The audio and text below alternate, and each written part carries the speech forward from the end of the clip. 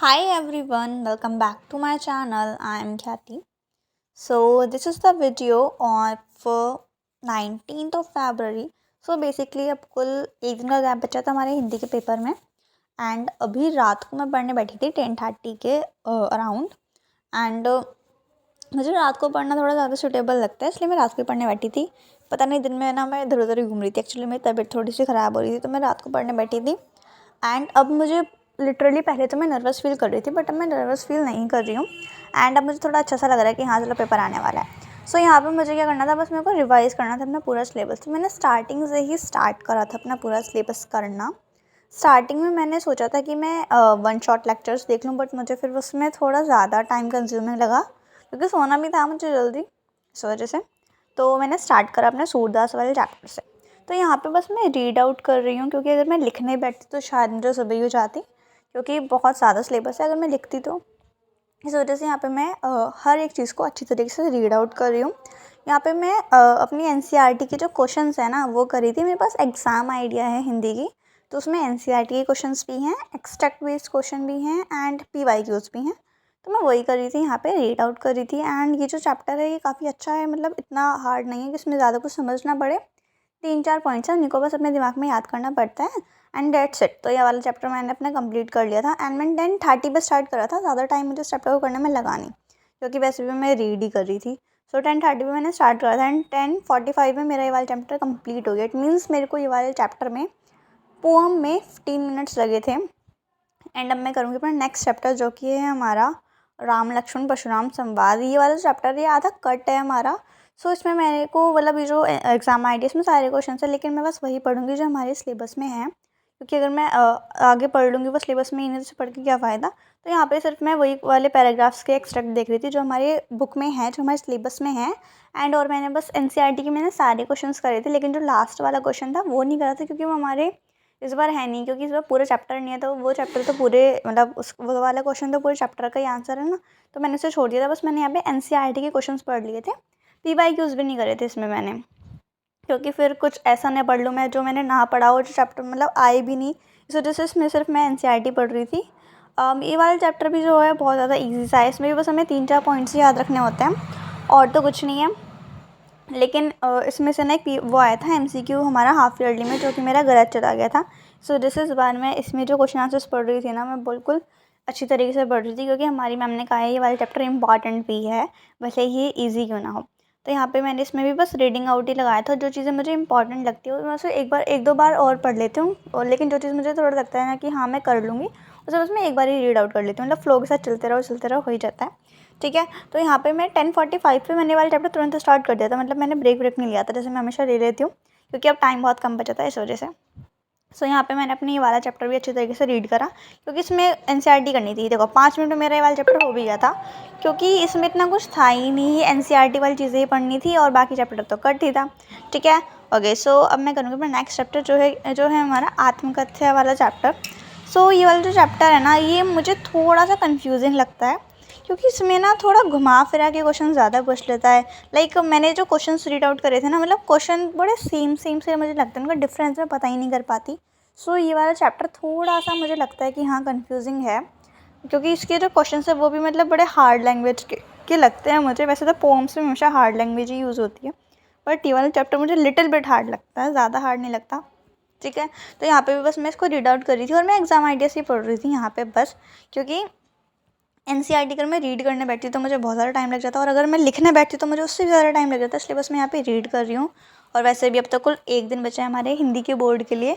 सो यहाँ पे मैं पता है पढ़ तो रही थी पर मेरे दिमाग में वही चल रहा था कि क्या होगा पता नहीं क्यों, मतलब फोकस मैं इतना नहीं कर पाई थी क्योंकि मेरे दिमाग में कुछ और चल रहा था और मैं पढ़ यहाँ पे रही थी।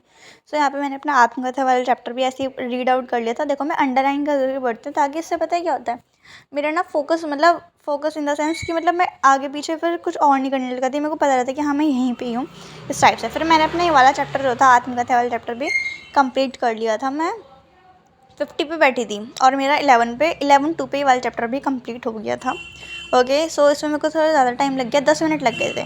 सो नेक्स्ट टाइम हमारा 2 पोम्स हैं, उत्साह और अट नहीं रही। ये वाला चैप्टर मुझे बहुत अच्छा लगता है, मतलब जो उत्साह वाला है उसके क्वेश्चन थोड़े से हार्ड हैं लेकिन जो अट नहीं रही वाली वो बहुत ज़्यादा मुझे अच्छी लगती है पोम, क्योंकि बसंत जो है वो मेरा फेवरेट सीज़न भी है एंड उसके रिलेटेड क्वेश्चन आते हैं तो मैं बहुत अच्छी तरीके से लिख पाती हूँ, रिप्रेजेंट कर पाती हूँ।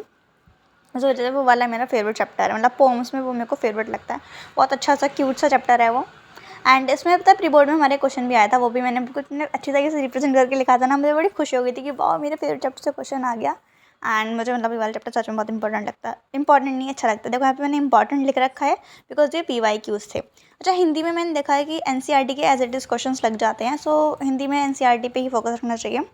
ओके, और मेरे पास हिंदी में कोर्स A है, आपके पास कोर्स A है या फिर B है, आप मुझे कमेंट में बताना प्लीज़, क्योंकि मेरे को पता नहीं कोर्स B भी होता था। मुझे रिसेंटली अभी 1-2 महीने पहले पता चला था कि हिंदी के भी 2-2 कोर्स होते हैं, सिमिलरली इंग्लिश के भी होते हैं। ये चीज़ मुझे पता नहीं थी, तो आप मुझे बताना कि आपके पास कौन सा कोर्स है। मेरे पास तो हिंदी का A कोर्स है, ठीक है।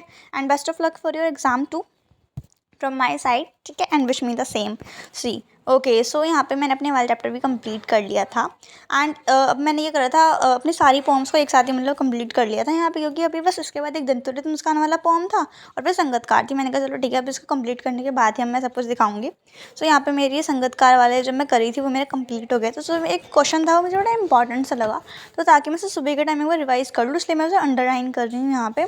क्योंकि जो संगतकार वाली पोम है ना, वो मैंने ढंग से पढ़ी नहीं थी आज तक भी ज़िंदगी में। मतलब जिस दिन मैम ने स्कूल में पढ़ाई थी उस दिन मैंने मिस कर दिया था लेक्चर, एंड फिर मैंने यूट्यूब वगैरह से भी कहीं नहीं पढ़ी।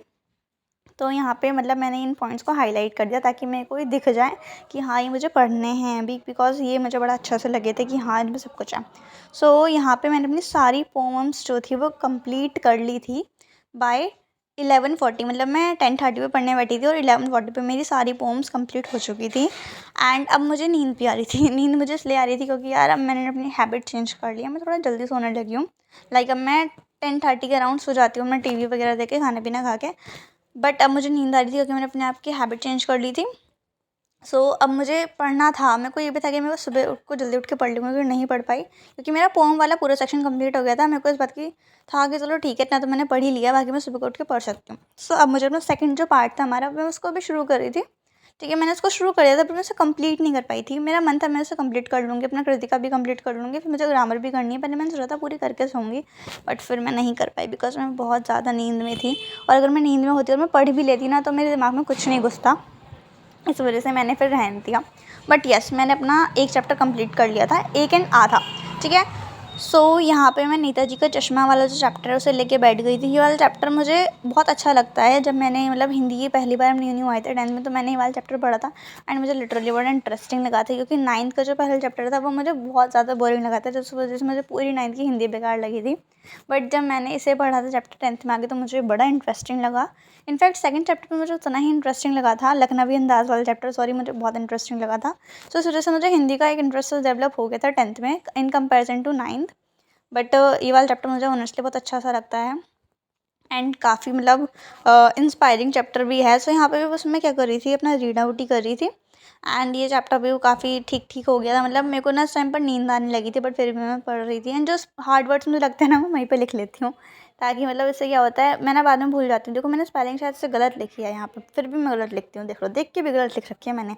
ओके, सो यहाँ पे बस मैं रीड आउट कर रही थी और जो मुझे हार्ड वर्ड्स दिखते हैं वो वहीं पे लिख देती हूँ मैं, ठीक है। फिर मुझे होता है ना यहाँ पे एक पॉइंट और आना चाहिए, तो मैं वो भी खुद ही लिख देती हूँ कि यहाँ पे ये लिख दूँगी ऐसे करके। तो यहाँ पे बस मैं रीड आउट करे जा रही थी अपना सब कुछ, एंड देन मेरा ये वाला चैप्टर कंप्लीट हो गया था। उसके बाद so here I have done with my this chapter number Netaji का चश्मा।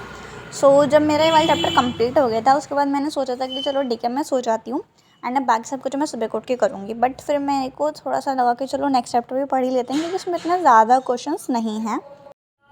ओके, सो ये वाला चैप्टर मैंने यहाँ पे मतलब रीड कर लिया था एंड मैं थोड़ा सा थक भी गई थी यहाँ पे आके, बिकॉज 12 o'clock अराउंड हो चुके थे। बट मुझे ये वाला चैप्टर में अंदर स्पिरिट तो दिखी, मैं सारा सिलेबस ही कंप्लीट कर लूँ, बट मुझसे नहीं हुआ, मुझे इतना बुरा लग रहा था। And then I started my next chapter, जो कि है हमारा बाल गोविंद भगत। ये चैप्टर थोड़ा लर्निंग वाला लगता है यार, इसमें चीज़ तो याद करनी पड़ती है कि वहाँ पे कैसा माहौल था, ये था वो था, और मुझे याद करना बिल्कुल अच्छा नहीं लगता यार। फिर मैंने इस वाले चैप्टर के बस 1-2 क्वेश्चंस पढ़े और फिर मैं चली गई सोने। एंड फिर मैं सोने चली गई थी अपने 12:30 बजे। मैंने 1-2 कम्युनिटी पोस्ट करी थी, उसके बाद मैं सोने चली गई थी अपना। एंड फिर मैं उठी थी सुबह को अपना 9:30 बजे के अराउंड में उठ गई थी। एंड उठते ही मैंने मतलब अपना क्या करा था, ब्रश वगैरह करा। फिर अपना मैंने बाकी वाले जो चैप्टर है उसे मैंने मन में रिवाइज़ करा पहले, और एक दो अनुच्छेद वगैरह पढ़े थे एंड फिर मैं अपना ब्रेकफास्ट भी करी थी। So that's all for today's video. मतलब मैंने सुबह को बेसिकली व्याकरण पढ़ी थी और रात को मैंने हिंदी पढ़ ली थी, ठीक है। So that's all for today's video. I hope you like this video. Thank